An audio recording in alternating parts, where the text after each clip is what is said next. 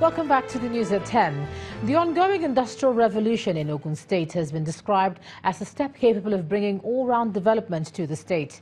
The Chief Executive Officer of Access Bank PLC, Mr. Herbert Wigwe, stated this in Abeokuta during an inspection of the ongoing construction of Abeokuta City Centre, which will house various banks and other businesses. Mr. Wigwe commended the state government for its transforming strides, noting that the city centre is a legacy project. The Ogun State Governor, Senator Ibikunle Amosun, commended the leadership of the bank for identifying with the initiatives of his administration, noting that the state has witnessed the establishment of over 300 industries in less than 7 years of the present administration.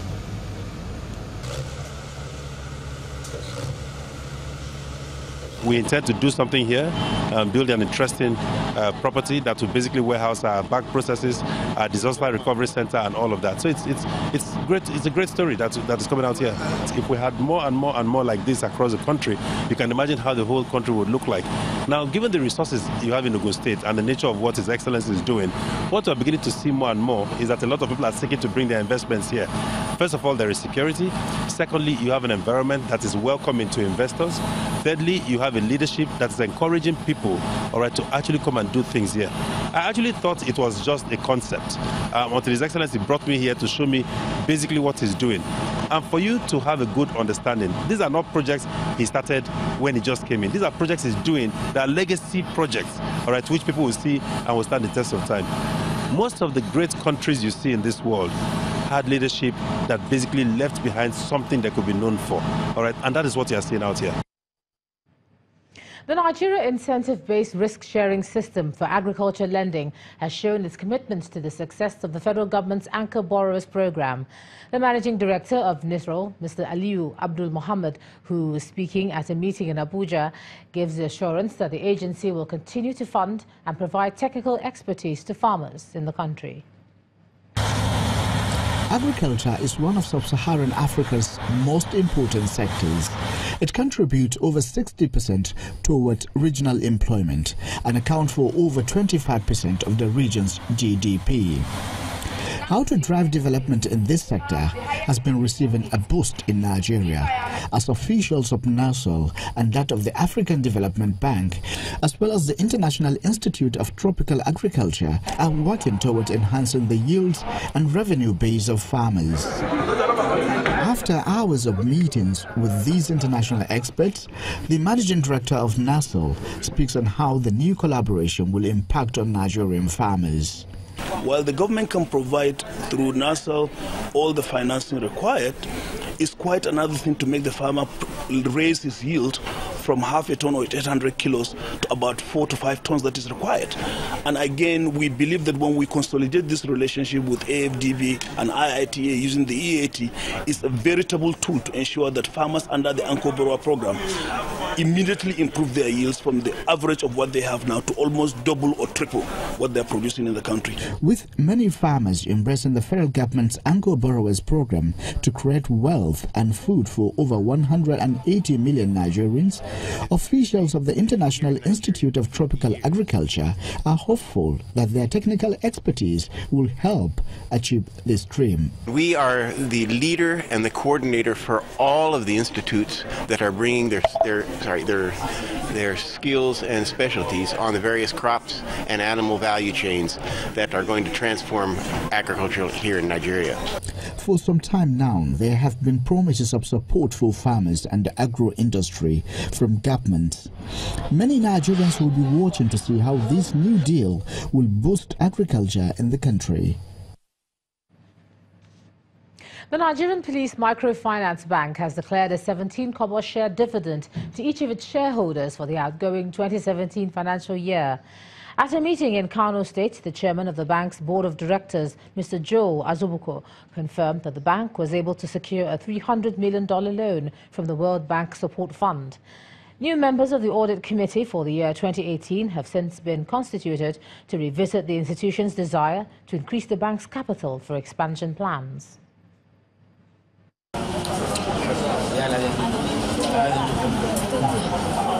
Shareholders arriving the 24th annual general meeting of the Nigerian Police Force Microfinance Bank. Shortly after, audited financial statements for the period ended December 31, 2017 are presented, alongside reports of the directors, auditors and statutory audit committee. Period of 2017, the bank was still able to turn a very excellent result to his customer and all the stakeholders. The MPF Microfinance Bank is not just meant for police only, even though the police set up the bank, but it is a PLC and is publicly quoted in the Nigeria Stock Exchange. And then it's time to elect non-executive directors of the bank and appointment of the executive director. The directors highlight some of the bank's successes in the face of adversity in the previous year. The NPF Microfinance Bank's Board of Directors recommends the payment of 17 kobo dividend to each shareholder, representing an increase of 13.33%. Shareholders consider this a remarkable improvement. The bank have done extremely well in terms of performance, in terms of share growth, in terms of the returns, that means on dividend, payout year in, year out. Rising from a community bank all through to be the first flagship of the central bank in microfinancing, and with a share capital now of about 16 billion, is very remarkable. As they look forward to the last year of their current strategic plans, board members confirm that they intend to leverage on technology to drive business. For the rest of the business news, here's Anne Wound.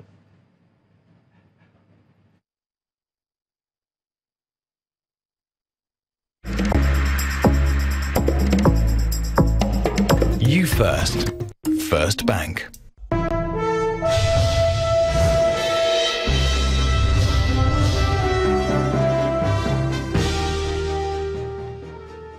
Thanks a lot, Ijoma. We'll begin business news tonight with the International Monetary Fund mission team in Nigeria today, meeting with financial technology stakeholders in the country as part of its multi-shareholder engagement on key developments in the economy. The meeting featured presentations on financial access, mobile money developments and microfinance, and the financial inclusion strategy for the nation. The IMF and Fintech Association of Nigeria have agreed to work together to promote the growth and development of the fintech industry, which is key to driving financial inclusion. Fintech Nigeria is a self-regulatory non-profit and non-political organization incorporated by the Corporate Affairs Commission and a member of the Global Fintech Hubs Federation. And talking about financial technology, the Central Bank of Nigeria says that it is currently drafting guidelines that will enable the regulation and supervision of the activities in Nigeria. This was disclosed by the CBN's Director, Banking and Payments System, Mr. Dipo Fatokun, at an event on electronic fraud in Lagos. He allayed the fears in some quarters that fintechs will soon take over the role of banks. Wema Bank has announced the appointment of a new managing director following the retirement of the outgoing chief executive, Mr. Segun Olukatoyi.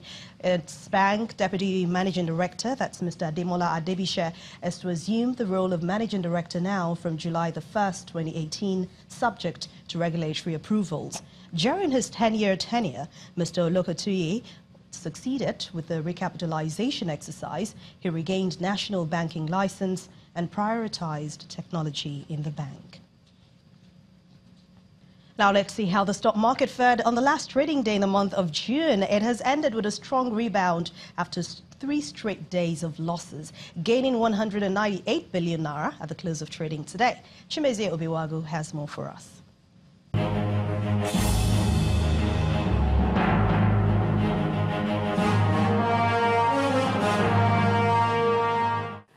Thank you for joining us on Stock Market Report. After several days of bearish trading, the equities market closed the second quarter and the first half of the year positive. The all-share index rebounded sharply by 1.46% to close above the 38,000 mark. The positive sentiment towards stocks in the consumer goods sector led the huge gain in today's transaction. Noteworthy is the 4.92% gain by Nestle and 2.88% gain by Nigerian breweries. In the meantime, despite the 4 naira gain by Dangote Cement, the industrial sector ended in the negative, no thanks to Lafarge Wapco's 1 naira 5 kobo loss. The massive rout in the global emerging markets in the month of June dented the performance of frontier markets on the African continent. The Nigerian stock market has posted nearly 1% of loss so far in June. Despite the cloud of uncertainty still in the air, the general disposition of the market looks good in preparation for the third quarter. Traders and other market players look forward to a more profitable new quarter. And that was the stock market report. I'm Chimezie Obi Iwagu.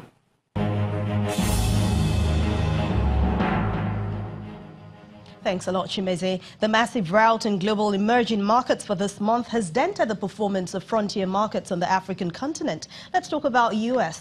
Over $1 trillion was wiped off the stock markets of developing countries in the second quarter of this year, which actually ends today. In Africa, the South African rand was badly hit, looking at its worst quarterly performance since 2011. The continent's bonds and stocks was also underperformed and it battered emerging markets. The Nigerian stock market has posted nearly 1% of loss so far this month, and the index return year to date was a negative 1.3%.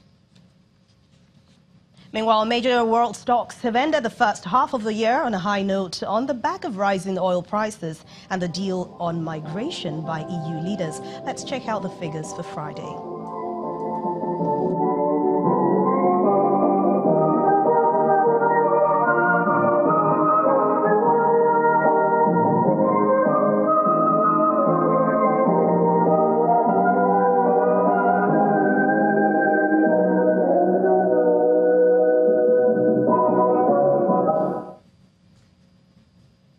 And that's business news for the last trading day in the month of June. Thank you so much for watching. I'm Anne Nwaudo. It's back to you, Joma.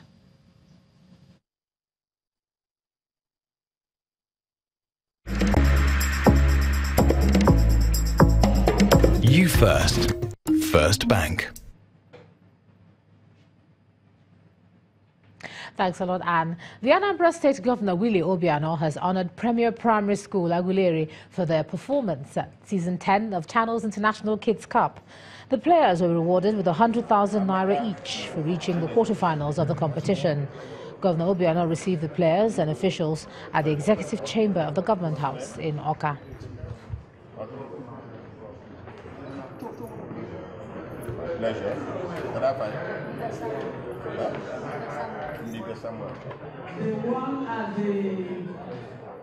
Very impressed about their performance, extremely impressed. They would have brought the cup home. I watched the final match. They scored 2 goals that were disallowed, and Lagos scored 1. And they would have won that match. So we need to motivate them, encourage them. And Tony, I'm challenging you. I want this kids football tournament played in Anambra every year. We must have